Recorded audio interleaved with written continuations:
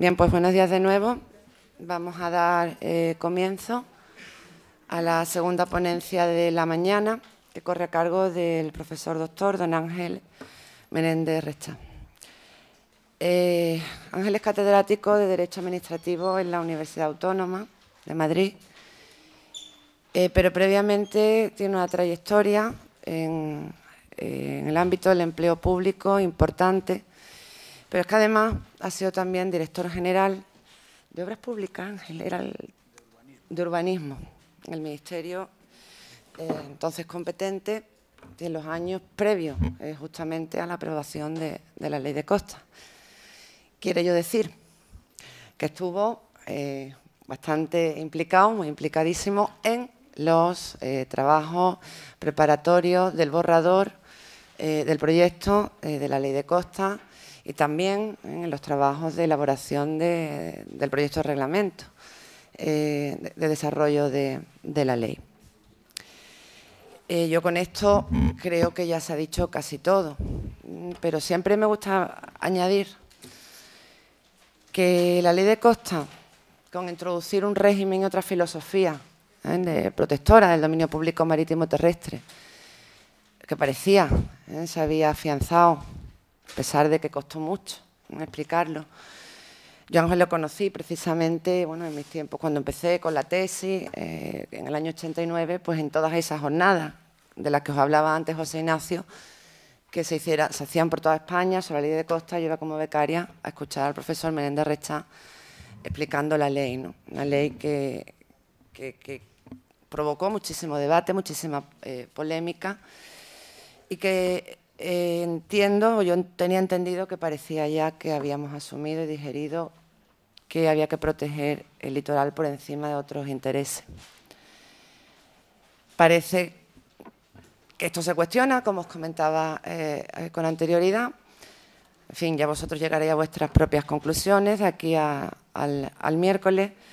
Pero más allá de ello, y desde el punto de vista ya técnico y científico, sí que me gusta decir que la Ley de Costas es una ley técnicamente casi perfecta. No, la perfección no existe, pero si alguna norma, y además muchos de vosotros me lo habéis escuchado en clase, muchos de vosotros, tengo aquí a muchos alumnos míos de Derecho Administrativo 2, de la licenciatura en Derecho, y me habéis escuchado deciros que es una de las mejores leyes técnicamente que yo conozco, porque ha introducido muchas técnicas que luego se han trasladado a otras normas sectoriales.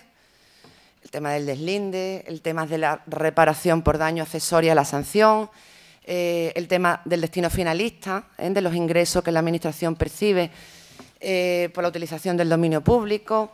Esos ingresos hay que destinarlos a la calidad de las aguas, no a otra cosa. En fin, muchas técnicas, podía enumerar aquí, pues muchísimas, no es el momento, pero que sí que su introducción en esa ley y su traslación a otras leyes protectoras de otros bienes, de otros ámbitos, se debe a quien tenemos hoy aquí sentado.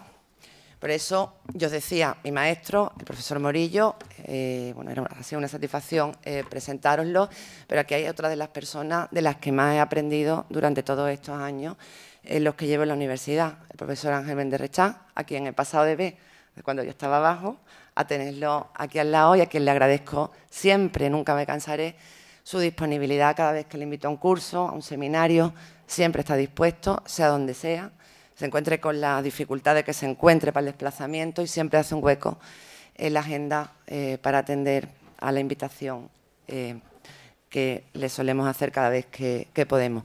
Porque se han disfrutado con la ponencia del profesor Morillo, van a hacer lo mismo, lo propio con la del profesor Menéndez Rechá, porque además de todo lo que he dicho, es un magnífico docente, como van a poder comprobar de modo inmediato. No me enrollo más, os dejo con el profesor Menéndez Rechá y, como a las 2, tenemos que terminar la sesión, ya tú organizas el debate como tú consideres. Muchísimas gracias.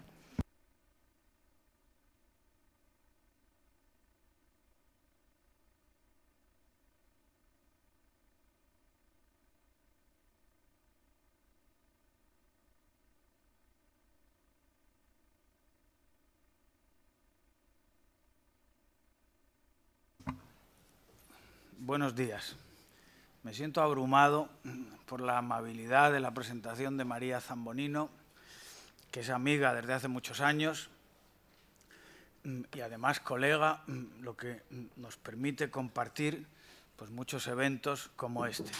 Desde luego, siempre que me invita, que lo hace con frecuencia, a venir a Cádiz, aprovecho la oportunidad, porque aparte de que las convocatorias siempre son interesantes, me encanta venir a esta ciudad a la que me siento muy vinculado por razones personales. A mí no me gusta la reforma de la Ley de Costas, lo digo de entrada, lo cual espero que no empañe lo que pretendo sea una explicación objetiva. El único consuelo es que podía haber sido peor. La clave de la reforma de la ley, y eso tiene algo que ver con el tema que voy a desarrollar aquí, aunque no en profundidad, es que se acerca el año 2018. El tiempo pasa muy deprisa y se acerca el año 2018. Y cuando se aprobó en 1988 la ley de costas, se estableció como plazo máximo de las concesiones justamente ese, 30 años. ¿Qué quiere decir eso? Pues que, de acuerdo con las previsiones de la ley de 1988, en el 2018 habría que haber levantado todas las instalaciones, industrias, etcétera, dedicadas a usos que no están vinculados al mar, o para decirlo con las palabras de la ley de costas, que pueden tener otra ubicación. Y eso es lo que, en función de los intereses muy importantes que hay en juego, pues ha determinado en gran medida esta modificación legal. No es el único aspecto, pero es el más importante. Esas concesiones que la ley de costas vigente en el 88 previó por 30 años, ahora se pueden prorrogar 75 años más. Hasta 75 años más. Habrá que esperar al reglamento, que puede establecer diferencias, ¿no?, en función del tipo de concesión, pero hasta 75 años más. Se invoca la crisis económica. En esta coyuntura no es oportuno proceder al traslado de industrias a otro sitio, tal. Bueno, muy bien, de acuerdo, ¿no? Es un argumento de peso, pero eso no justifica que se les dé a los concesionarios 75 años más. 75 años más, ¿no? Y dentro de 75 años, aparte de que estaremos todos calvos, yo por lo menos, ¿no?, mucho más de lo que ya estoy, ¿quién va a modificar una situación consolidada que llevará más de 100 años implantada? Bueno, esa es la clave de la ley, esa es la clave de la reforma. Después hay otra serie de cosas concretas, una de las cuales pues afecta a la posición jurídica de los particulares, o algunas de las cuales afectan a la posición jurídica de los particulares, que es en lo que yo me voy a centrar.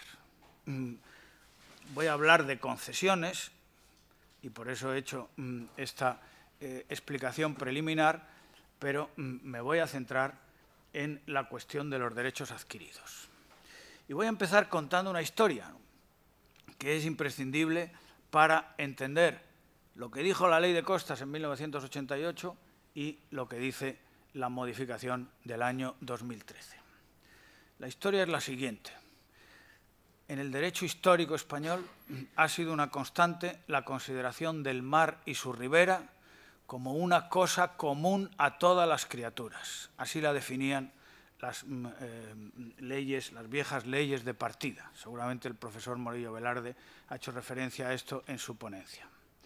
En el siglo XIX, en la primera ley de aguas, que regulaba tanto las aguas terrestres o continentales, ríos, lagos, etcétera, como las aguas marítimas, se declararon del dominio nacional y uso público las playas y el mar litoral. Pero se hizo esa declaración, dominio nacional y uso público, lo cual es bastante interesante, ¿no?, porque pone de relieve que son bienes de la nación, un patrimonio colectivo, y cuyo destino normal es el uso público. Bueno, pues se declararon del dominio nacional y uso público las playas, lo que luego se llamaría zona marítimo terrestre desde la Ley de Puertos de 1880, que es el espacio afectado por la acción del mar, la zona inundable, digamos, ¿no? Por los terrenos afectados por los movimientos de las mareas o de las olas, o el alcance de las olas. Pero se hizo esa declaración sin perjuicio de los derechos legítimamente adquiridos. Y esta coletilla se mantuvo en las leyes posteriores. La Ley de Puertos de 1880, la Ley de Puertos de 1928, en la dictadura de Primo de Rivera, la Ley de Costas, la primera ley con esa denominación, la Ley de Costas de 1969. Son del dominio público sin perjuicio de los derechos legítimamente adquiridos. Pregunta y problema jurídico. ¿Cuáles pueden ser esos derechos legítimamente adquiridos? La Administración sostuvo siempre que esos derechos adquiridos sobre bienes declarados de dominio público o del dominio nacional y uso público en la terminología decimonónica solamente podían ser derechos de aprovechamiento, nunca de propiedad, porque la propiedad es incompatible, la propiedad privada de una porción de terreno pues es incompatible con la declaración de que ese bien es de dominio público. Por eso la Administración mantuvo esa tesis. Pueden ser derechos de aprovechamiento. Y esa tesis se reforzaba porque, con arreglo a la legislación histórica, se podían adquirir derechos de aprovechamiento en virtud de prescripción veintenal. Por el transcurso de 20 años, si alguien demostraba, iba al notario y conseguía un acta de notoriedad acreditando que disfrutaba de un aprovechamiento de una playa para lo que fuera, ¿no?, de una porción de la zona marítimo terrestre, era un modo de adquirir. La prescripción es uno de los modos de adquirir, más bien la usucapión, según el Código Civil. Bueno, pues eso fue lo que sostuvo la Administración. Derechos de aprovechamiento, no de propiedad. Sin embargo, los particulares afectados, muchos de los cuales tenían sus títulos inscritos en el registro de la propiedad como títulos de dominio, no como un derecho de aprovechamiento. Las concesiones también se pueden inscribir en el registro de la propiedad, pero es que muchos particulares tenían inscritos los títulos como títulos de propiedad. En Galicia hay algunas inscripciones espectaculares, ¿no? Porque como el sentido expansionista, casi me atrevo a decir imperialista de la propiedad es tan fuerte, pues hay algunas inscripciones registrales, según me contaron hace años, que pone esta finca linda con Inglaterra, mar por medio, que ya es pretencioso, ¿no? Decir que, bueno, entonces, claro, los particulares que tenían esos títulos inscritos en el registro de la propiedad pelearon y pleitearon y en algunas ocasiones consiguieron pronunciamientos, sentencias judiciales declarativas de que su derecho no era solo de aprovechamiento, equivalente a una concesión, sino que era un derecho de propiedad.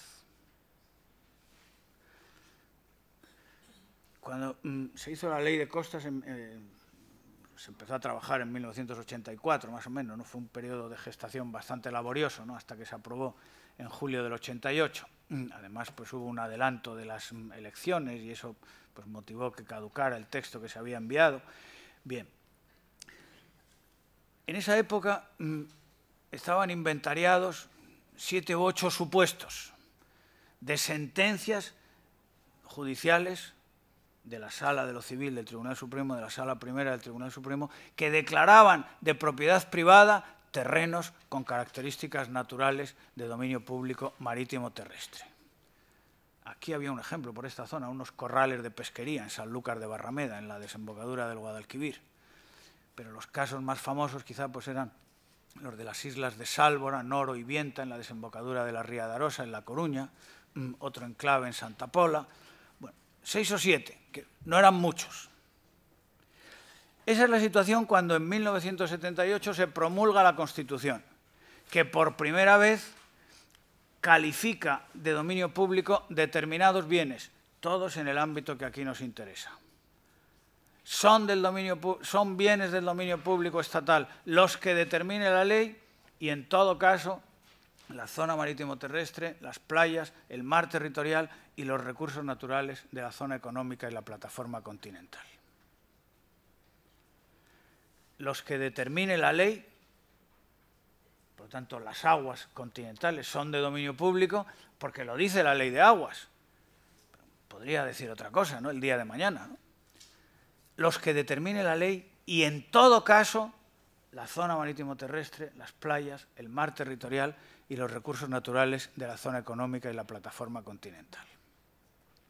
Por lo tanto, la Constitución española, vigente por primera vez, declara de dominio público estos bienes que aquí nos interesan, los de dominio público marítimo-terrestre. Y además dicen que tienen, dice la Constitución, que tienen ese carácter en todo caso. Pues fijaros, lo interesante desde el punto de vista jurídico es que ese en todo caso se ha entendido de forma casi unánime. Siempre hay opiniones discrepantes en derecho, como sabéis los que estéis estudiando esta carrera. Es en todo caso, se ha entendido contrapuesto a la cláusula tradicional del sin perjuicio de los derechos adquiridos. Las leyes históricas decían, como os he recordado, son del dominio nacional y uso público el mar territorial y la zona marítimo-terrestre sin perjuicio de los derechos legítimamente adquiridos. La Constitución dice, son de dominio público en todo caso. Lo cual significa, y así se ha entendido, no solamente por el legislador, sino lo que es más importante, por el Tribunal Constitucional, cuando resolvió los recursos interpuestos contra la ley, que no podían mantenerse derechos de propiedad privada en terrenos con características naturales de dominio público marítimo terrestre. No podían mantenerse. Porque en todo caso, esos terrenos, la zona marítimo terrestre, las playas y el mar, son de dominio público de titularidad estatal. Naturalmente, eso planteó la necesidad, aquí hubo opiniones sobre cómo instrumentar eso. Era prácticamente unánime la tesis de que los enclaves de propiedad privada, los terrenos cuya propiedad privada se había reconocido por sentencias judiciales, tenían que desaparecer, porque era en virtud de la Constitución. Algunos incluso pensaron sin indemnización, porque es la Constitución, es la norma suprema la que dice, bueno, es una interpretación excesiva, en mi opinión, ¿no? La tesis que se impuso y que vamos a ver ahora es que esas propiedades privadas reconocidas por sentencia judicial tenían que desaparecer, pero en virtud de expropiación. Y lo que hizo la Ley de Costas, como veremos enseguida, fue pues, regular una expropiación legislativa.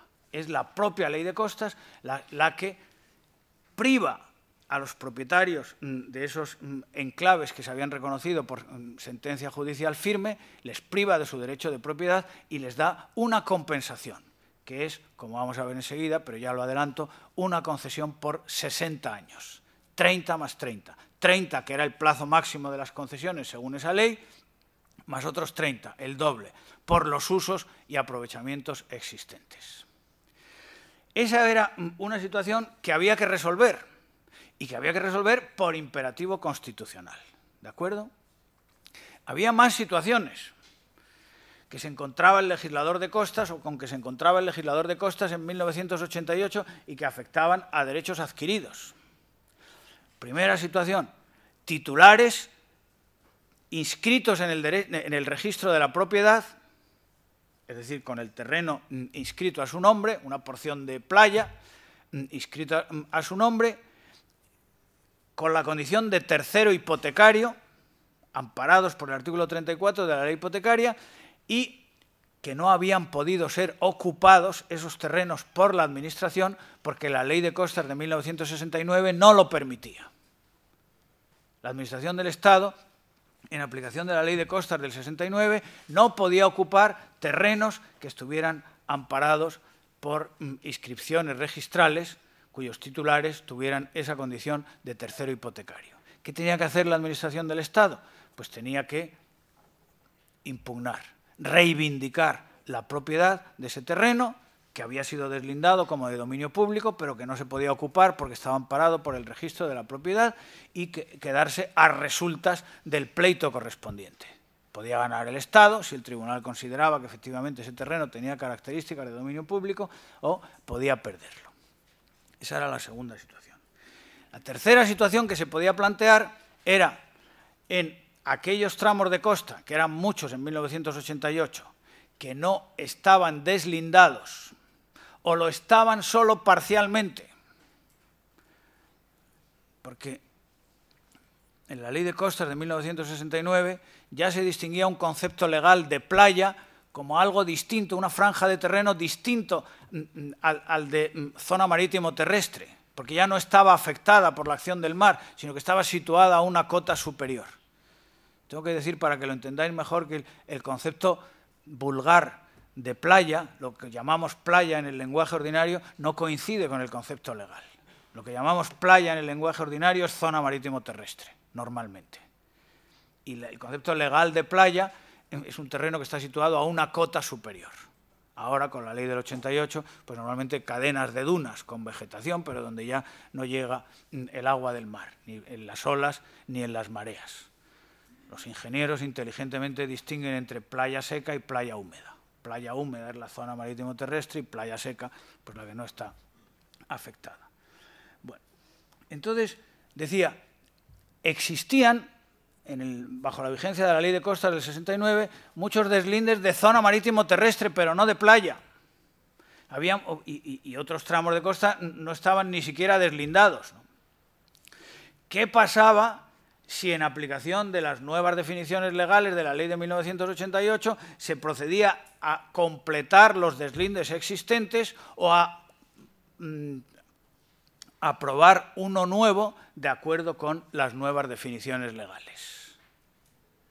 Si terrenos que eran inequívocamente de propiedad privada ahora quedaban incluidos en el dominio público, ¿cuál era la posición jurídica, cuál sería la posición jurídica de los antiguos propietarios?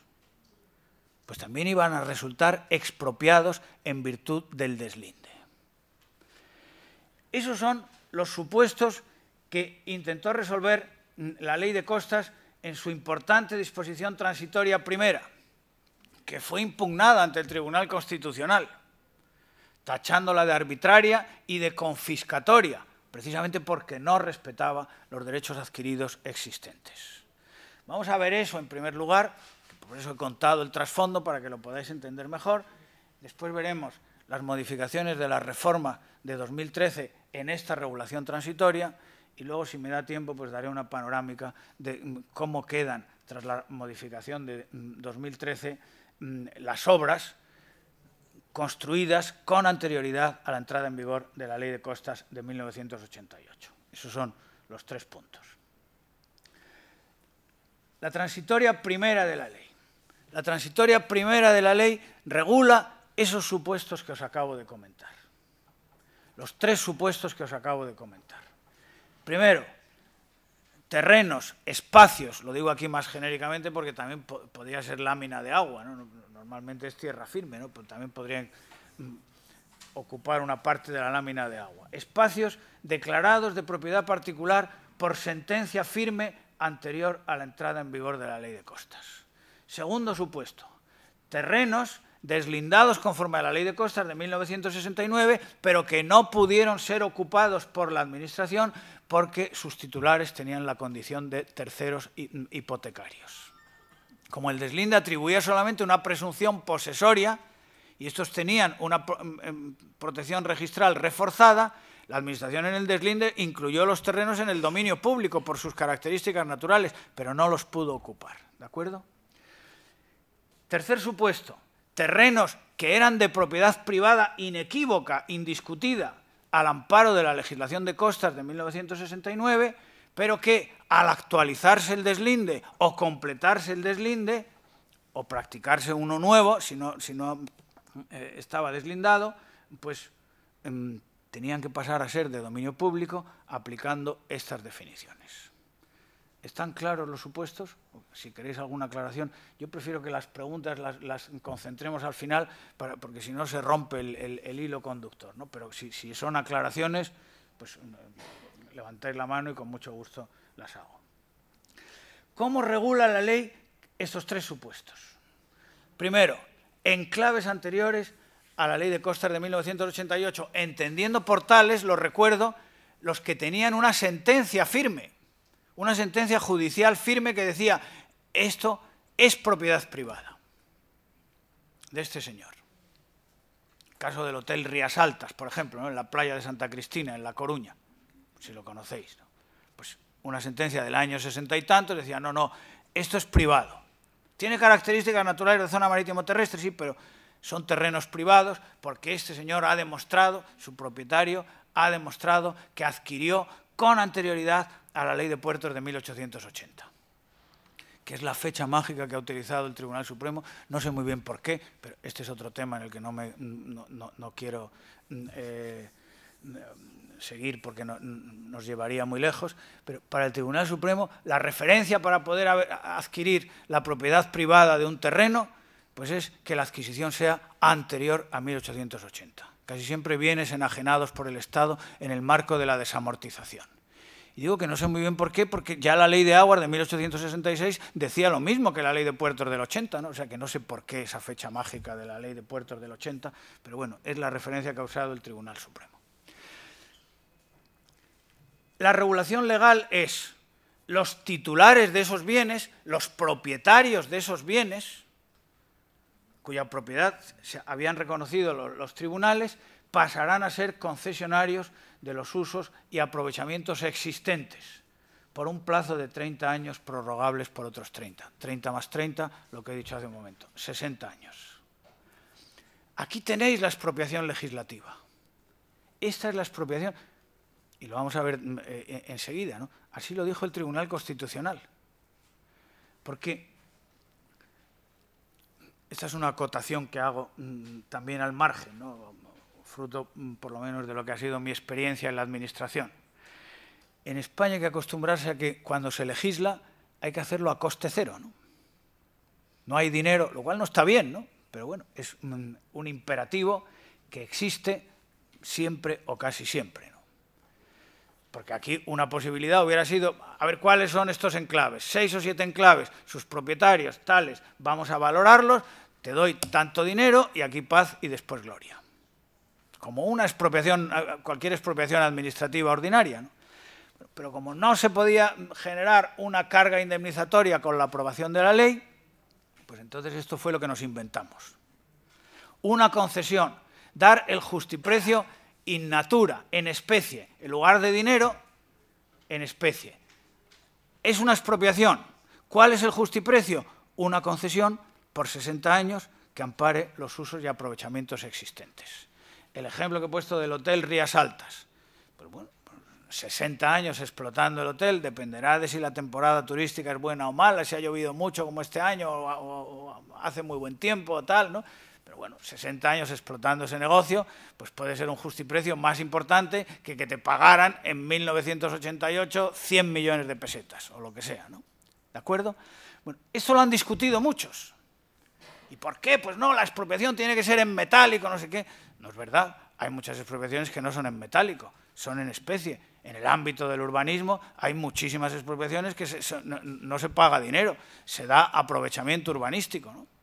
O sea que en ningún sitio está dicho que en la expropiación haya que pagar en dinero.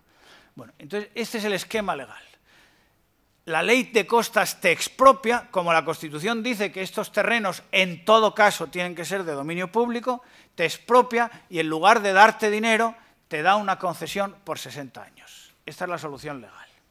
Y después el reglamento, para adornarlo un poco más, pues añadió un derecho preferente sobre los nuevos usos o aprovechamientos que pudieran concederse sobre la superficie de antigua propiedad que pasaba a ser concesión.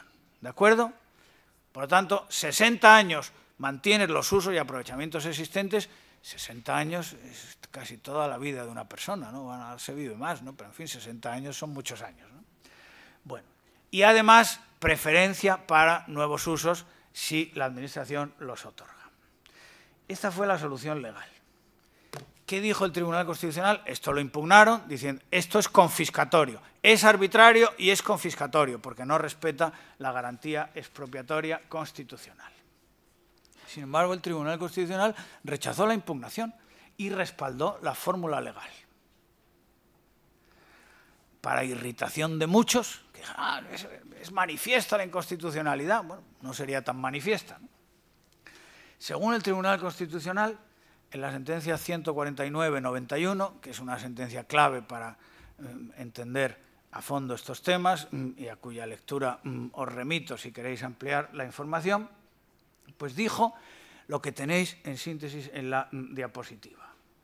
La rotundidad del artículo 132.2 de la Constitución, es decir, añado por mi parte, el en todo caso son de dominio público las playas, la zona marítimo terrestre, etcétera, obliga a entender que desde el momento mismo de la promulgación del texto constitucional, todos los espacios enumerados en dicho artículo se integran en el dominio público del Estado.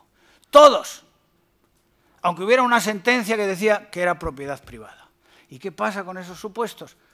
Se produce una expropiación legislativa, con equilibrio entre el valor del bien o derecho expropiado y la cuantía de la indemnización ofrecida. En términos generales, el Tribunal Constitucional respaldó la fórmula, si bien hizo la salvedad de que en algún caso, se podría dar algún caso en que no hubiera este proporcional equilibrio entre lo expropiado y la indemnización. ¿Qué caso podía ser? Os preguntaréis quizá. Pues muy sencillo, imaginaros un supuesto en el que no hay usos rentables, no hay usos lucrativos existentes. Es un trozo de playa en el sentido literal o vulgar que está inscrito en el registro de la propiedad a nombre de un señor. Era un caso en Tarragona, ¿no? En la playa de Torredembarra, por ejemplo, ¿no? Pero no tiene usos lucrativos. Viene la ley y dice, usted deja de ser propietario y se convierte en concesionario porque la ley le expropia. ¿Pero en concesionario de qué? ¿De arena? ¿Qué hace durante 60 años? En un caso de esos, pues aplicando la jurisprudencia constitucional, habría que arbitrar, habría que establecer una indemnización en metálico, porque no había usos o aprovechamientos existentes que se pudieran considerar justiprecio de la expropiación. ¿De acuerdo? Por lo tanto, y es lo que quería subrayar, en este primer supuesto la regulación legal fue respaldada por el Tribunal Constitucional. Segundo supuesto, titulares registrales, terceros hipotecarios que no habían podido ser ocupados por la Administración precisamente por tener esa condición. ¿Qué dice la ley en la transitoria primera, en el apartado 2? Pues que estos titulares inscritos pueden legalizar los usos existentes obteniendo la correspondiente concesión por el plazo máximo de 30 años. Como veis, diferencia importante con el supuesto anterior. El supuesto anterior, como había sentencia, eran 60 años. Estos, como había solo el título inscrito en el registro, 30 años, dijo la ley. Y además, preferencia, pero solamente durante 10 años, para la obtención de los derechos de ocupación de nuevos usos que puedan autorizarse sobre esos terrenos. Por tanto, como veis, en estos casos, la ley también arbitraba una compensación. Puede ser concesionario, aquí no estaba reconocida la condición de propietario, ¿no? Había un título registral inscrito con el que, según la ley anterior, la Administración no podía ocupar, pero no había sentencia, ¿de acuerdo? Entonces, por eso la regulación legal, como la posición jurídica del particular era más débil, pues también era menos favorable. En vez de 60 años, 30. Y la preferencia, en vez de 15 años, por 10. ¿Qué dijo el Tribunal Constitucional? Pues dijo que, primero, la reducción de la compensación tiene su justificación en la mayor debilidad del título. No es lo mismo una sentencia judicial firme que un título inscrito en el registro de la propiedad, por muy sólido que pueda ser también este último. Pero, y aquí es donde vino la gran aportación, entre comillas, del Tribunal Constitucional, añadió que el que en estos casos, que eran muchísimos, no hubiera sentencia, podía deberse a negligencia de la Administración del Estado, que no hizo lo que tenía que haber hecho: reivindicar para el dominio público la titularidad de esos terrenos que no había podido ocupar por haber inscripciones, por la existencia de inscripciones registrales contradictorias. Entonces, razonaba el Tribunal Constitucional, eso es lo que ha podido determinar muchas veces que en estos casos no haya sentencia. No haya sentencia. Entonces, conclusión, el régimen del apartado 1 que antes hemos visto se podría aplicar no solamente a las sentencias anteriores a la ley de costas, que era lo que decía literalmente la disposición transitoria primera, sino también a las posteriores. Y eso ha supuesto en la práctica pues, un cambio sustancial respecto de las previsiones del legislador. Porque lo que en el momento de aprobarse la ley de costas eran pues 6, 7, 8 enclaves, como mucho, ¿no?, que estaban identificados, en aplicación de esa interpretación del Tribunal Constitucional, pues se han convertido en 150, 200 o más, no sé cuántos habrá, ¿no?, porque los tribunales, además, en caso de duda, han dicho, bueno, si va a dejar de ser propietario, porque lo impide la ley y la Constitución, pues por lo menos que le den la concesión.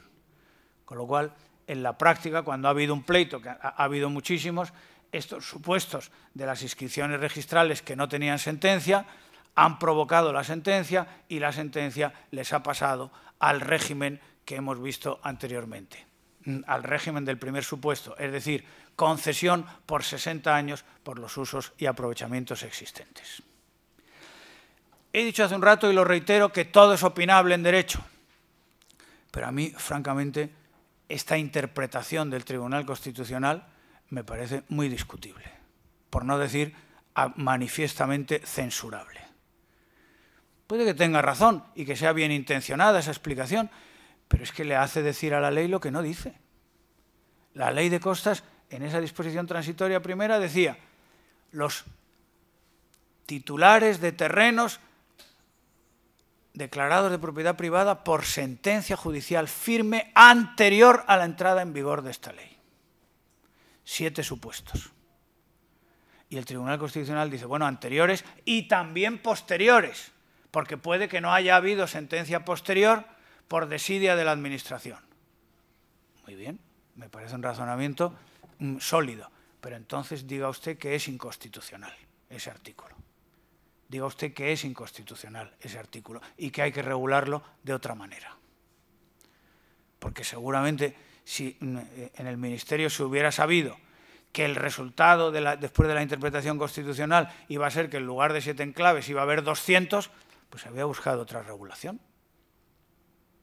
O se hubiera dejado como estaba, ¿no? Se hubiera dicho, pues como los terrenos ganados al mar, ¿no?, que se mantuvieron, ¿no? Ahí se han mantenido los terrenos ganados al mar en virtud de la ley anterior, pasaban a ser propiedad privada del concesionario y así se han mantenido, ¿no? Bueno, no son playa, no son zona marítimo terrestre, son terrenos artificiales a consecuencia de obras. Quiero decir que hubiera habido otras opciones. En definitiva, para no marear la perdiz más de lo necesario. Eso es lo que dijo el Tribunal Constitucional. A mí me parece criticable, pero eso es lo que... Porque eso no es una sentencia interpretativa, es que ahí el Tribunal Constitucional está haciendo de legislador positivo, le está haciendo decir a la ley lo que no dice. Si la ley dice sentencias anteriores, pues no digas y también las posteriores, porque eso distorsiona completamente el esquema legal. Bueno, por lo tanto, el Tribunal Constitucional respaldó la regulación de la transitoria, pero con ese matiz, abriendo un portillo por el que muchísimos de los supuestos del apartado 2 de la transitoria han pasado al apartado 1 y, por lo tanto, han pasado a tener concesión por 60 años en vez de 30. Tercer supuesto. Acordaros, terrenos que eran inequívocamente privados, inscritos o no en el registro de la propiedad a nombre de su titular, pero inequívocamente privados, nadie lo discutía, la Administración de Costas tampoco, pero que pasan a ser de dominio público en virtud del deslinde.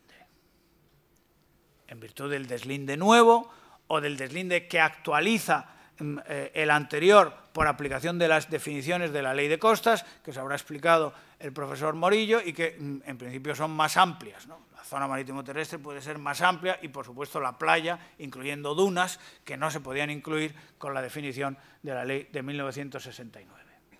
Bueno, los propietarios de estos terrenos, inequívocamente privados, pero que pasan a ser dominio público en virtud de los nuevos deslindes que se practiquen con posterioridad a la ley de costas, quedan en la misma situación que los propietarios de enclaves reconocidos por sentencia. Es decir, concesión, también es una expropiación legislativa que transmuta su condición jurídica de propietarios en la de concesionarios por el plazo máximo de 60 años, por los usos y aprovechamientos existentes y con el derecho preferente sobre los nuevos usos que puedan autorizarse. Un matiz también importante que no he señalado antes y que es común a este supuesto y al de los enclaves con sentencia es que estos concesionarios no pagan canon. La concesión es gratuita. Normalmente hay que pagar un canon de ocupación, ¿no? Que es una tasa, es una figura tributaria que hay que pagar en reconocimiento de que tú no eres propietario de ese terreno donde te han dado una concesión, ¿no? ¿De acuerdo? Bueno, en la reforma de este año, de 2013, este supuesto de los enclaves, de los terrenos inequívocamente privados que pasan a ser de dominio público en virtud de un deslinde nuevo, ya no está en la transitoria, sino que está, con mejor criterio, en mi opinión, está en el articulado de la ley. Ha pasado a ser el artículo 13 bis. Y digo con mejor criterio porque este no es un problema transitorio, sino que esta es una cuestión que se puede plantear siempre. Cada vez que se actualiza el deslinde, pues puede pasar esto, que terrenos que eran inequívocamente privados pues adquieran la condición de dominio público porque tienen las características naturales previstas en la ley, o también puede pasar lo contrario, ¿no? Que terrenos que eran de dominio público dejen de serlo al practicar un nuevo deslinde porque han perdido sus características naturales. En estos casos, y también es una novedad de la que hablaremos enseguida, la ley reconoce a los antiguos propietarios o sus herederos o sus causavientes un derecho de reintegro, que es una novedad porque la ley de costas del 88 no se lo reconocía. Si lo tenéis, supongo que os habrán dado no os han dado. Aquí ahorramos papel con muy buen criterio, pero en la página virtual del seminario pues tendréis, supongo, el texto de la ley de reforma de la ley 2/2013 y podréis leer ese artículo 13 bis que en sustancia contiene la regulación que os he explicado. El Tribunal Constitucional pues también respaldó esta regulación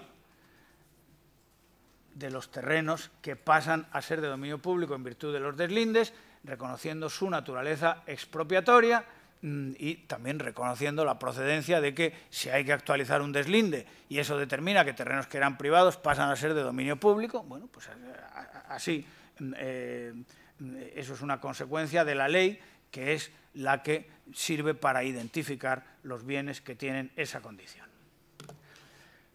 Hasta aquí el primer punto. Los tres supuestos de derechos adquiridos a la entrada en vigor de la ley de 1988, el tratamiento de la ley y la interpretación del Tribunal Constitucional. Vamos a ver ahora el segundo punto de mi esquema inicial, cómo incide la reforma de la ley de este año, de la ley 2/2003. Hay un aspecto formal que ya he subrayado y en el que no insisto. El tercer supuesto, el de los terrenos privados que pasan a ser de dominio público, ahora está en el articulado, es el artículo 13 bis. Vamos a fijarnos más en cuestiones sustantivas.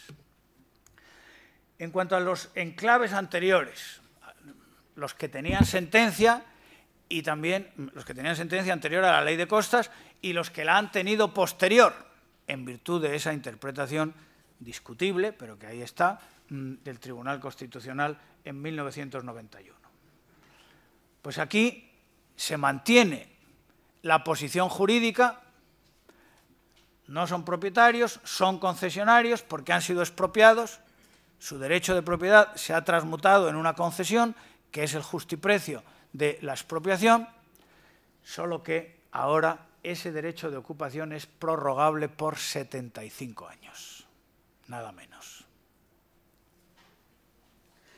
Aquí surge una pregunta y un problema jurídico que no voy a contestar, pero lo lanzo, ¿no?, con un cierto ánimo de polémica, por si luego queréis que entremos o si alguno quiere dar su opinión. Si la ley de costas del 88, en estos supuestos, dijo, dejan de ser propietarios, se les expropia y el justiprecio de la expropiación es una concesión de 60 años, por 60 años. Y ahora viene la nueva ley y dice, bueno, 60 años y 75 más. Parece que estás jugando al póker, ¿no? 60 años, 75 más. A lo mejor no son 75, sino que según lo que diga el reglamento, pues son 30 o 35. Si 60 años era un justiprecio proporcional y equilibrado, según el Tribunal Constitucional, y ahora viene el legislador y les da 75 años más, ¿cómo llamaríamos a eso? ¿Enriquecimiento injusto, tal vez? Porque si me han pagado como justiprecio una indemnización que era suficiente y ahora 75 años más, es un buen regalo, ¿no?, el que hace aquí el legislador.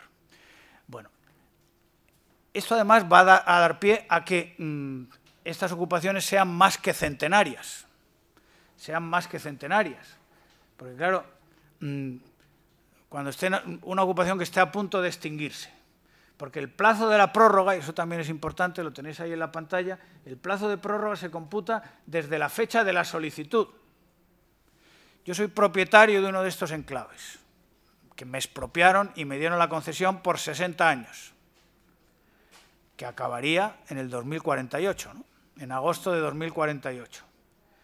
Y en 2030 pido la prórroga por 75 años, que se computa desde la fecha de la solicitud, no desde la fecha de entrada en vigor de esta ley, desde 2013. Podríamos decir 2013 más 75, pues en 2093 se acaba esta historia.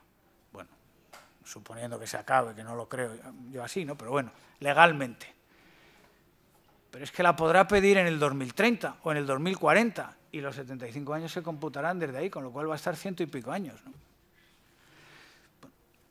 Teóricamente alguien puede llevar 200 años, no uno solo, ¿no?, sino pues una estirpe o una persona jurídica, puede llevar 200 años como titular de un derecho de ocupación y no por eso se convierte en propietario. Hoy sabemos que el cabo mágico ese de los 100 años que permitía, invocando la prescripción inmemorial o centenaria, decir, no, esto ya han pasado 100 años, esto ya es mío para los restos.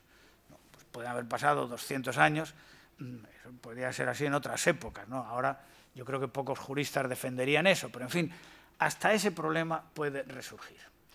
Bueno, entonces este es un primer cambio muy importante de la reforma de 2013, la posibilidad de prórroga por 75 años más. Y un segundo cambio, también importante, común a todas las concesiones, no solamente a estas que estoy comentando, ¿no?, es que estas concesiones serán transmisibles inter vivos. La ley de costas del 88 solamente permitió la transmisión de concesiones mortis causa, por herencia. ¿Por qué no permitió las transmisiones inter vivos? Bueno, pues según comentaron en aquel momento los ingenieros que tenían responsabilidades en la materia, querían evitar que se produjera algo que por lo visto era bastante frecuente, que hubiera gente que pedía concesiones y las obtenía sin ningún ánimo de utilizarla, sino sencillamente para traficar con ellas. Me hago con la concesión y después la vendo. Una concesión es un derecho real administrativo, tiene un contenido patrimonial, ¿no? Es como los traspasos de las licencias de taxis, ¿no?, esas cosas increíbles que yo nunca he entendido, ¿no? Pero ¿cómo puede traspasar un taxista una licencia a otro, ¿no? Pues si eres un título municipal, pues si tú no lo quieres o se te acaba, que te tenga que pagar otros millones por eso. Bueno, pues aquí había un traspaso, un tráfico de concesiones, ¿no? Y entonces en aquel momento pareció razonable evitarlo, sobre todo porque no se querían dar concesiones, ¿no? Se partía de la base de que el destino normal de la ribera del mar, de las playas y la zona marítimo terrestre es el uso público, libre y gratuito. Y que cualquier ocupación más intensa pues tenía que ser excepcional y solamente admisible para usos vinculados al mar. Bueno, Entonces, en ese contexto se dijo, bueno, que se puedan transmitir, pero por sucesión hereditaria, no intervivos. Y eso también ha levantado muchas ampollas, ¿no? Bueno, pues ahora, haciéndose eco de esas presiones que ha habido en este sentido, la ley permite también la transmisión de estas concesiones. No solamente de estas concesiones que son lo que ha quedado de las antiguas propiedades privadas sobre esos terrenos, sino todas las concesiones de dominio público marítimo terrestre son transmisibles inter vivos, además de mortis causa.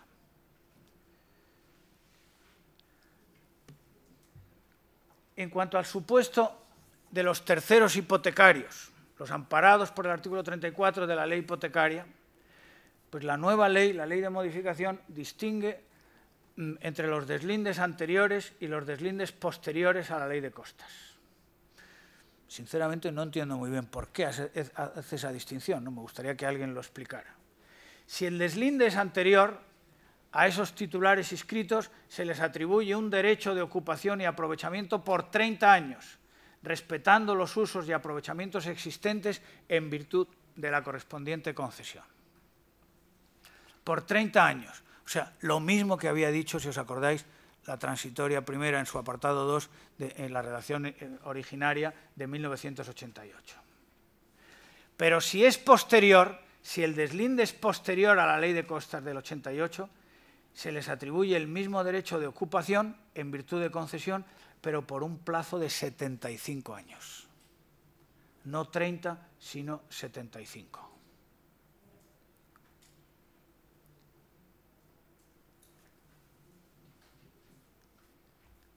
Yo creo, de todas maneras, que los de deslindes anteriores, como pueden pedir prórroga, aunque la ley diga tienes un derecho de concesión por 30 años, pero como puedes pedir prórroga hasta 75, pues pedirán 75 más, o hasta el límite que les permita el reglamento, según el tipo de concesión de que se trate. En otras palabras, y es lo que quiero subrayar, sin perderme tampoco en muchos detalles que comprendo que en una primera aproximación pues, son difíciles de seguir, y lo que quiero transmitir pues, son las líneas maestras de la reforma. Se mejora considerablemente la posición jurídica de estos titulares inscritos. Entiéndase, estos serán los que no han obtenido sentencia, porque los que han tenido sentencia a su favor pues ya están en el otro supuesto que acabamos de examinar. Una novedad que intenta controlar un poco, solo un poco, el otorgamiento de estas concesiones tan prolongadas, tan largas en el tiempo, es que en función del uso, pues se exige un informe ambiental. En función del uso de la concesión, se exige un informe ambiental. Si los terrenos se destinaran a industria extractiva, energética, química, petroquímica, textil y papelera, la concesión se otorgará previo informe del órgano ambiental que puede imponer, lógicamente, medidas correctoras o condiciones para garantizar una adecuada protección del medio ambiente. Esto no está mal, no voy a decir que esté mal, ¿no? Me parece, bueno, es una cautela, ¿no? Para intentar minimizar en lo posible el impacto ambiental. Pero claro, en el contexto de la ley de 1988, cuyos principios y criterios generales se mantienen, es que no se vería, lo procedente sería no dar prórroga a concesiones que son para usos incompatibles. Estos usos, industria extractiva, energética, química, petroquímica, textil y papelera, en principio no son usos vinculados al mar. No se podrían autorizar en virtud de concesiones con arreglo a los criterios generales de la ley de costas. Por lo tanto, aunque sea con esta cautela del informe ambiental y los correctivos que se impongan, que se puedan prorrogar hasta 75 años estas concesiones, pues francamente me parece un disparate. Ahí hay una contradicción interna en la ley que, por un lado, insisto, solo permite usos vinculados al mar y lo demás pues quiere que se traslade a otro sitio y, sin embargo, aquí se van a poder perpetuar por lo menos 75 años más concesiones para unos usos que no son compatibles. Otra novedad importante y que tiene interés, ¿no? Sobre todo porque aquí en esta provincia hay mucha sensibilidad sobre este tema de las salinas y ha habido muchos pleitos, ¿no? Y muchos conflictos, es que hay una nueva regulación de los terrenos invadidos por el mar y la exclusión del dominio público cuando esos terrenos estén destinados a salinas o cultivos marinos, que por lo tanto seguirán siendo de propiedad privada. Para entender las novedades, también es importante aquí explicar cuál fue el criterio de la ley de 1988. El criterio de la ley de 1988 para determinar la zona marítimo terrestre fue el de la inundabilidad.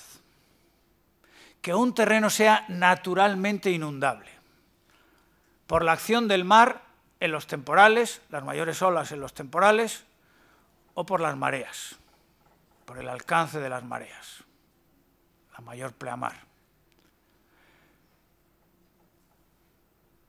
Claro, en la práctica podía ocurrir, y así ocurría muchas veces, que terrenos que no eran naturalmente inundables, porque estaban situados a una cota superior a la afectada por la acción del mar, se inundaban por medios artificiales. Se bombeaba el agua y se inundaban. O a la inversa, terrenos naturalmente inundables, se impedía la inundación y se preservaban mediante la realización de obras de defensa contra el mar. ¿De acuerdo? El criterio de la Ley de Costa de 1988, completado por el reglamento, era: si un terreno es naturalmente inundable, es dominio público en cuanto parte de la zona marítimo terrestre, aunque la inundación se haya impedido por medios artificiales. Esa es la razón por la que muchas salinas se han declarado dominio público y los salineros perdieron los pleitos. Ahora la ley les pone en casa, ¿no? Les da la razón, ¿no? Pero perdieron el pleito porque, aplicando ese criterio, aunque la inundación se hubiera impedido por medios artificiales, el terreno era naturalmente inundable. A la inversa, el otro supuesto que he dicho, terreno que no es naturalmente inundable, pero que se inunda artificialmente. Pues ese no pasa al dominio público. Ese no pasa al dominio público. Esas eran las dos matizaciones a la regla general de que los terrenos invadidos por el mar pasan a ser de dominio público. Un tercer supuesto del que no hablo, porque hablará en su momento la directora del curso, es el de las urbanizaciones marítimo-terrestres, en que pasa lo mismo, ¿no? Es una inundación artificial de terrenos que en principio no son naturalmente inundables. Bueno, la Ley de Costas, tras la modificación de 2013, dice: no pasarán a formar parte del dominio público marítimo terrestre los terrenos que sean inundados artificial y controladamente, como consecuencia de obras o instalaciones realizadas al efecto, siempre que antes de la inundación no fueran de dominio público. Esto no es novedad, esto ya resultaba así de la legislación de 1988, de la aplicación combinada de la ley con las precisiones que hizo el reglamento. ¿De acuerdo? Por lo tanto, la inundación artificial no determina que un terreno pase a ser de dominio público si antes de la inundación no lo era. Segunda puntualización, y esta sí es novedad, y ya la he anticipado.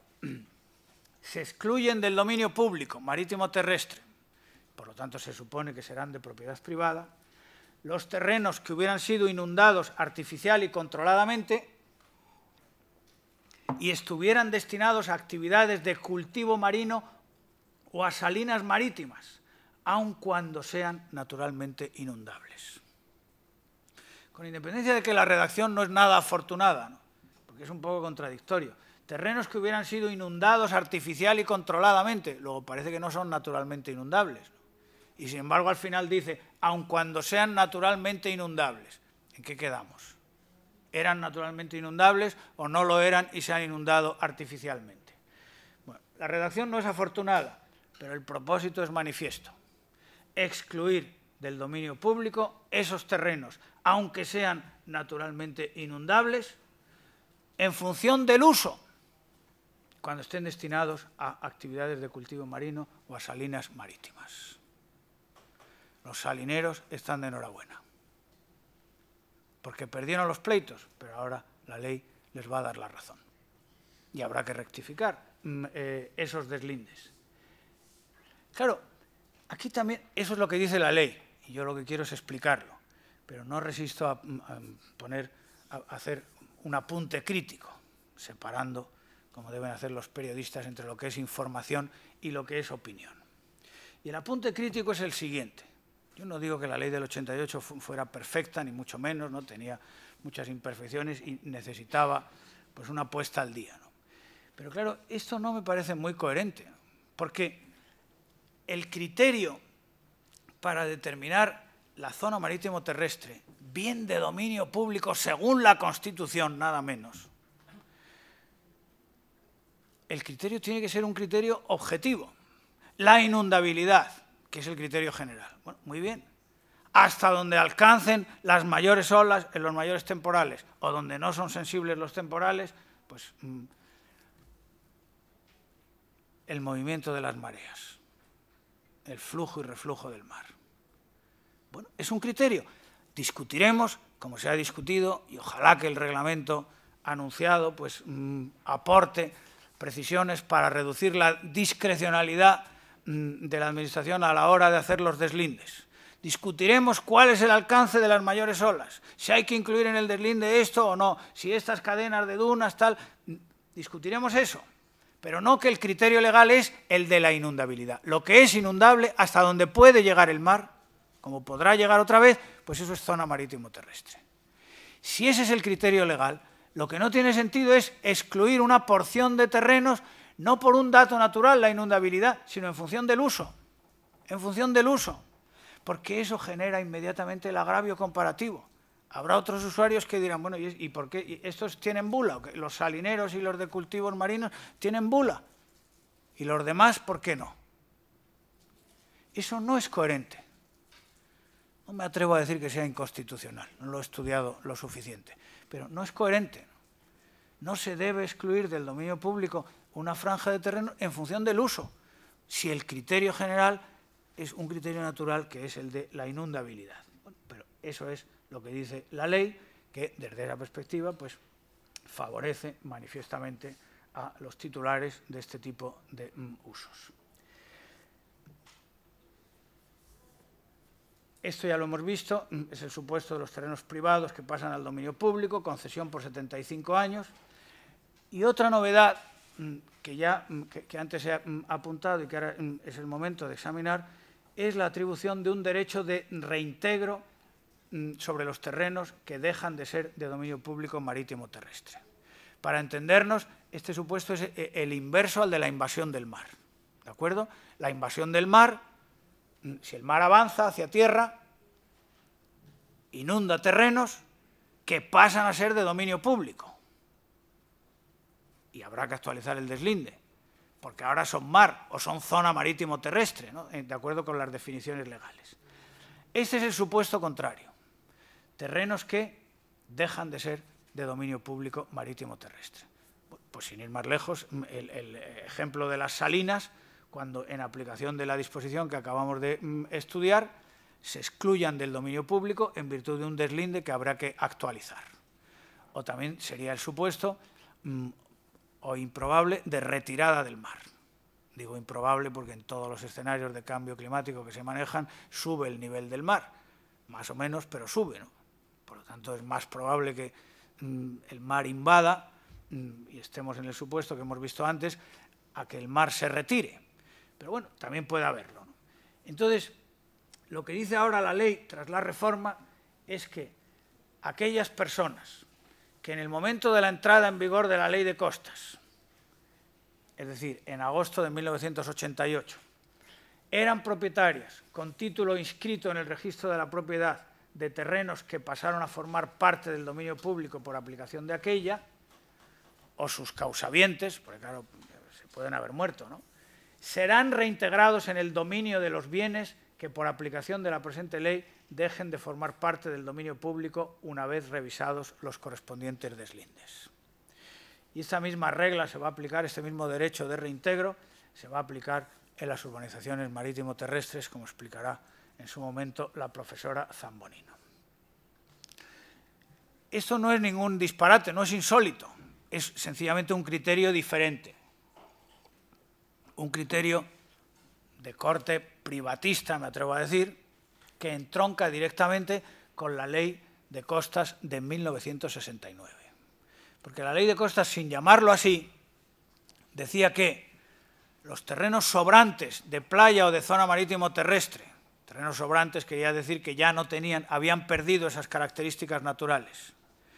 Los terrenos sobrantes de playa o de zona marítimo terrestre pasarían al patrimonio del Estado, a no ser que alguien demostrase que había sido su propietario antes de la invasión de esos terrenos por el mar. A esto lo han llamado algunos un derecho de reversión natural, en el sentido de que como es el mar, el que es el movimiento del mar, el desplazamiento del mar, la dinámica litoral, en definitiva, la que determina esos procesos, pues el mar me lo quita, el mar me lo devuelve. Bueno, la Ley de Costas de 1988 se olvidó, entre comillas, no quiso establecer ese criterio, ¿no? Bueno, el mar lo ha invadido, pues pasan los años, después se retira, la vida da muchas vueltas, pues nada de dar cancha otra vez a los antiguos propietarios o a sus causavientes. Pero la ley de reforma sí se la da en los términos que tenéis en la diapositiva. Por lo tanto, cuando se produzca este supuesto de que haya que reducir la anchura del dominio público y unos terrenos que formaban parte del dominio público pero ahora quedan excluidos de él, pues entonces los antiguos propietarios o sus causavientes podrán invocar este derecho de reintegro para recuperar su terreno. Yo, sinceramente, creo que en el contexto de la reforma, pues esto está pensado para lo que he dicho, para el supuesto que he dicho. Propietarios que perdieron sus terrenos porque en virtud de deslindes, porque tenían características naturales de dominio público y ahora el legislador les excluye, como es el caso de las salinas o de los cultivos marinos.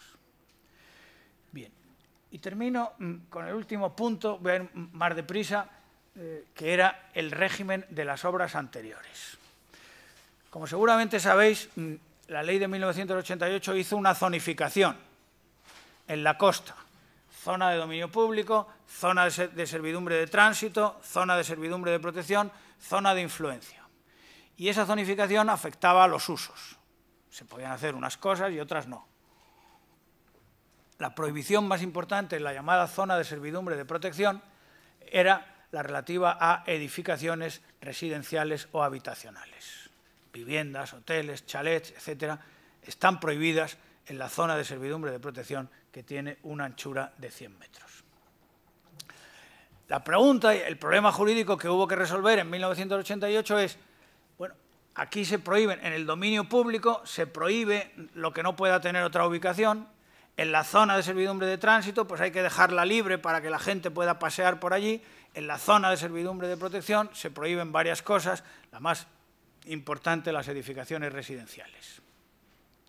Pero como la ley siempre recae sobre una realidad que está alterada, ¿no?, más o menos compleja, pues había que resolver la situación de las construcciones existentes. ¿Qué pasa con un chalet en una playa? Que se podía construir. Hay mucha gente que al amparo de la legislación de puertos y de la de costas del 69 se construyó un chalet en una playa, porque se podían dar concesiones con esa finalidad. No había límites, ¿no? O sea que la construyeron con todas las de la ley, otras ilegales, ¿no? Otras eran usurpaciones puras y duras ante las que no reacciona la Administración, pero otras eran legales. ¿Qué hacemos con ese chalet que está construido en virtud de concesión y que podrá seguir los 30 años que le da la ley? Bueno, pues la transitoria cuarta de la Ley de Costas estableció unos criterios sobre los que también ha incidido la reforma de 2013. Si esas obras existentes, para simplificar, vamos a pensar en un edificio que está en el dominio público, en la zona de dominio público, ¿qué pasa con él? Pues cuando se extinga la concesión tendrá que demolerse. Lo que pasa es que, claro, ahora esa demolición tardará mucho más, porque en vez de 30 años podrá estar 75 más. Habrá que demolerlo, pero mientras llegue ese momento fatal, sus titulares, y esto es una novedad de la reforma de 2013, podrán realizar obras de reparación, mejora, consolidación y modernización, siempre que no impliquen aumento de volumen, altura ni superficie de las construcciones existentes. O sea, puede hacer lo que quiera, puede modernizar, renovar, lo único que no puede es aumentar el volumen. ¿De acuerdo? Si tiene una planta, pues una planta. Si ocupa 100 metros en planta, pues 100 metros, no podrá ocupar 120. Si la construcción existente está en la zona de servidumbre de tránsito, que es esa zona de paso público peatonal, una casa que está ahí, ¿qué pasa con ella? Pues la Ley de Costas de 1988 la dejaba a esa casa en un régimen de fuera de ordenación estricto. Solamente se podían hacer pequeñas reparaciones exigidas por la higiene, el ornato y la conservación, y siempre con obligación de garantizar la localización alternativa de la servidumbre. Si está en esa zona de 6 metros la casa, bueno, pues que se pueda pasar por detrás o por delante. Esto de la zona de servidumbre de tránsito es una de las novedades más importantes de la ley. Yo creo que no se ha destacado suficientemente. Nos hemos fijado mucho más en la zona de protección, porque ahí estaban las broncas con los ayuntamientos y tal. Yo, cuando vine el viernes a Cádiz, pues me he quedado gratamente sorprendido, porque es que ahora ya puedes recorrer prácticamente todo el casco antiguo pegado al mar, cosa que antes no se podía, ¿no? En donde estaba el parador, por ejemplo. El parador era un fondo de saco, ¿no? O el aparcamiento que había delante, no se podía andar, caminar por ahí. Bueno, esa es la función. Bueno, en zona urbana es más fácil seguramente implantar, ¿no? Pero esa es la función de la servidumbre de tránsito, ¿no? Que se pueda circular por todo ese ámbito. Bueno, pues eso explica que la Ley de Costas del 88 estableciera un régimen de fuera de ordenación estricto. Hay que conseguir que estas casas desaparezcan cuanto antes. La reforma de 2013 es mucho más permisiva, porque establece un régimen análogo al aplicable en la zona de servidumbre de protección, que es, en síntesis, lo que hemos visto en el dominio público. Se puede realizar cualquier obra siempre que no suponga aumento de volumen, altura ni superficie de las construcciones existentes. Se requiere un informe de la Administración del Estado en la zona de tránsito y de la comunidad autónoma en la zona de servidumbre de protección, pero, en síntesis, el criterio es ese. Y lo mismo pasa, como acabo de apuntar, en la zona de servidumbre de protección. Se puede hacer cualquier cosa menos aumentar el volumen y se requiere, en este caso, en la zona de servidumbre de protección, no un informe de la Administración del Estado, sino que hay que presentar una declaración responsable ante la comunidad autónoma diciendo que se cumplen los requisitos legales y, entre ellos, las exigencias de eficiencia energética que ahora están tan de moda y de medidas de ahorro de agua. Así es, en síntesis, como ha quedado la regulación de estas obras. Y estas son, desde la perspectiva de mi ponencia, que era la articulación entre dominio público y derechos adquiridos, las cuestiones más importantes. La conclusión, como podéis ver, he intentado destacar, es que la reforma de 2013 pues, favorece considerablemente, favorece sustancialmente la posición jurídica de los particulares, que refuerza, y lo único que hay que esperar es que ese reforzamiento de la posición jurídica de los particulares no vaya en detrimento de la protección del dominio público como patrimonio de todos, que es y sigue siendo la finalidad principal de esta legislación de costas, incluso después de la reforma de 2013. Y ahora, son las 1:30, pues tenemos un tiempo todavía para preguntas, críticas o comentarios. Adelante. Sí, a mí, con relación a la exclusión de los terrenos inundables, aunque lo sean naturalmente, cuando estén destinados a salinas o cultivos marinos, en principio parece lo lógico sería que estuvieran destinados en el momento del deslinde, pero ¿qué pasa? Hay muchos casos de salinas que históricamente, o hace 50 años, fueron salinas pero que están en desuso. En ese supuesto se excluirían y otro supuesto se ha hecho el deslinde y con posterioridad al deslinde, posterior al año 88, han pedido una concesión para hacer una salina o un cultivo marino y ahora se hace otro deslinde para adaptarlo a la nueva ley. Cuando se hace hace este nuevo deslinde sí van a estar destinadas a salinas o a cultivo marino. Bueno, aquí habrá muchos casos, ¿no? Habrá toda una casuística como la hubo bajo la aplicación de la ley del 88. En relación a la primera parte de tu pregunta, desde luego, si fue una salina, pero ahora no lo es, quiero decir, está en desuso, en mi opinión, el criterio que mantendría es que no se le aplica, porque lo que dice la ley es que tengan ese uso. Si no lo tiene. Y en cuanto al otro supuesto, terrenos que van a ser salinas después del nuevo deslinde. Bueno, después del nuevo deslinde habrá que ver cuál es la situación, ¿no? Pero que la ley se fija a la hora de hacer el deslinde, hay que tener en cuenta el uso actual y las características actuales de los terrenos. Por lo tanto, en principio, se aplicará la regla de la inundabilidad natural. Si es naturalmente inundable, lo tendrás que incluir en el dominio público como zona marítimo terrestre. Y si después se destina a salinas, yo en principio, ya digo, habrá que ver porque la casuística pues, es muy rica y muy variada. Pero en principio a mí me parece que ese señor no podrá invocar la nueva ley para salirse del dominio público, diciendo, es que yo tengo el uso de salina. Bueno, eso te hubiera permitido que no te incluyeran en el dominio público. Pero si se ha incluido en el dominio público precisamente por unas características naturales, pues seguirá siendo de dominio público, aunque el uso sean salinas. En otras palabras, me parece, hay que verlo más despacio, todo esto está recién salido del horno y tal, pero me parece que tampoco se puede sacar la conclusión de que todas las salinas, por el hecho de estar destinadas a ese uso, hay que sacarlas del dominio público. Yo creo que eso no lo dice la ley, ¿no? Lo que te permite es sacar algunos supuestos, fundamentalmente, que se han incluido en los deslindes anteriores, que eso es lo que está pensando, ¿no? Yo lo veo así. Adelante. Soy Antonio Gómez, director conservador del Parque Natural Bahía de Cádiz, que tenemos 150 salinas, o antiguas salinas también. Entonces, a mí me gustaría saber qué piensa de lo de artificial y controladamente. Entiendo que dejaría casi sin aplicación, esa condición dejaría sin aplicación gran parte de las salinas que se han construido sobre marismas transformadas, que es el caso opuesto al que usted ha dicho de una excavación para permitir la entrada de la marea. Eso yo creo que es muy importante y... Yo creo que esa es más una pregunta para un ingeniero. Yo la verdad es que no me atrevo, no me atrevo a opinar de eso porque no sé qué técnicas se usan, ¿no? Para... Bueno, lo que quiero decir con ello es que las salinas, la mayoría de por sí son naturalmente inundables. Entonces, es algo que me... Pero fíjese que la ley usa los dos. Cuando yo he hecho una crítica a la redacción es porque mezcla los dos elementos, ¿no? Sí, pero dice... Inundadas artificial y controladamente, y luego dice, aunque sean naturalmente inundables. Sí, pero artificialmente no se inundan por acción natural, digamos. Sí controladamente, pero no artificialmente. Entiendo.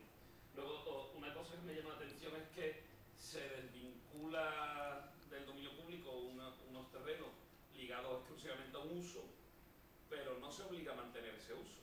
Es en cierta manera paradójico que se saque del dominio público salinas y cultivos marinos, es decir, un criterio de uso, pero parece que no una vez que salen del dominio, no tengan necesidad de mantener ese uso, ¿no? Eso no lo pone la ley en ningún sitio. Me alegra ese comentario porque, en mi opinión, refuerza mi crítica, que no se debe determinar la condición de manial o no en función del uso, sino en función de un criterio que esté relacionado con las características de los terrenos. Porque en el supuesto que usted dice, yo creo que lo que hay que hacer, una salina, se excluye del dominio público porque es salina, o una instalación de acuicultura, ¿no? Lo mismo me da, y después cambia el uso.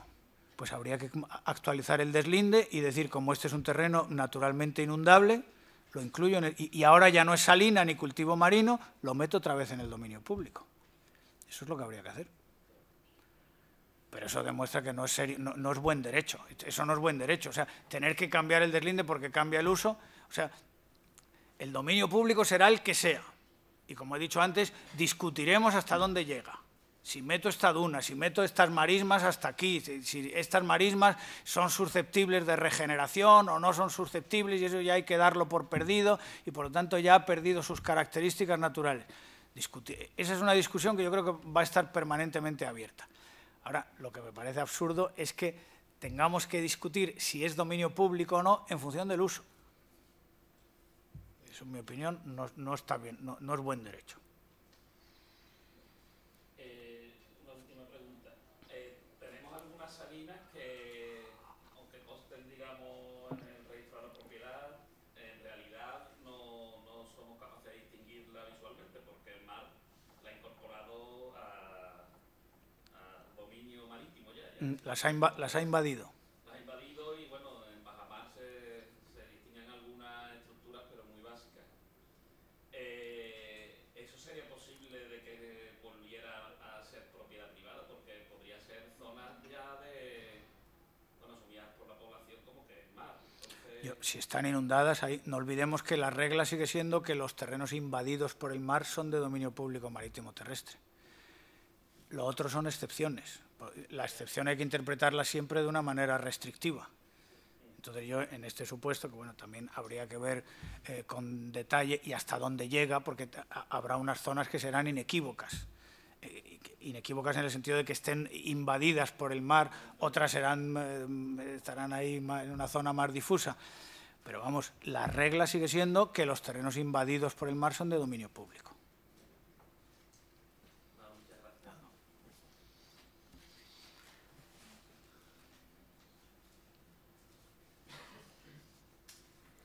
Pues nada, María, si no... Ya me extrañaba, digo, no puede ser.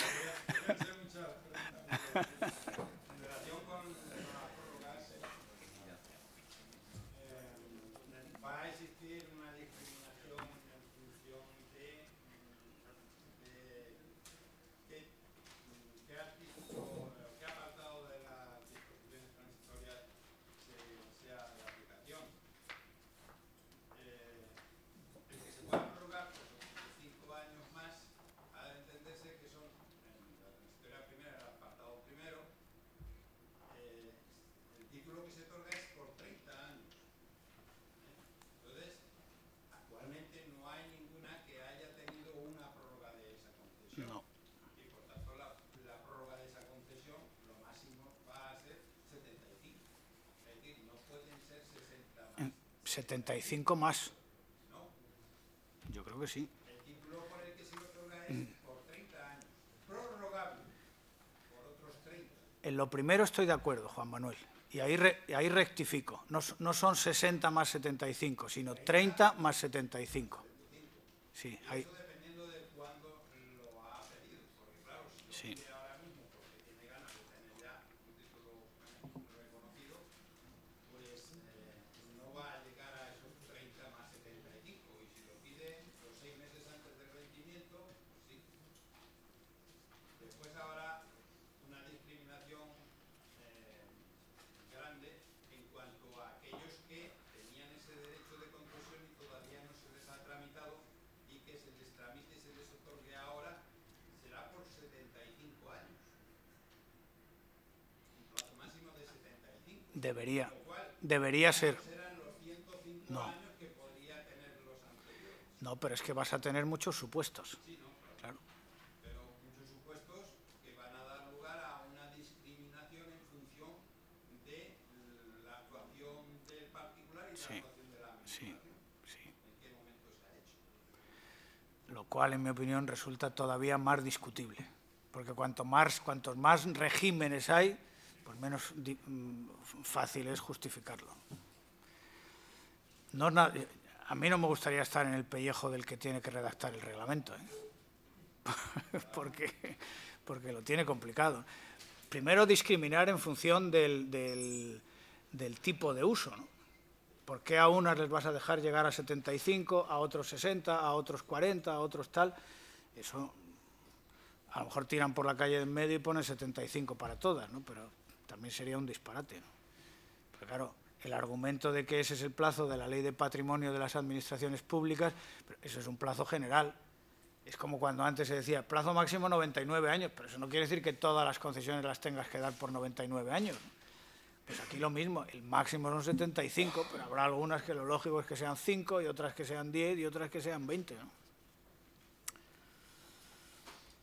Bueno.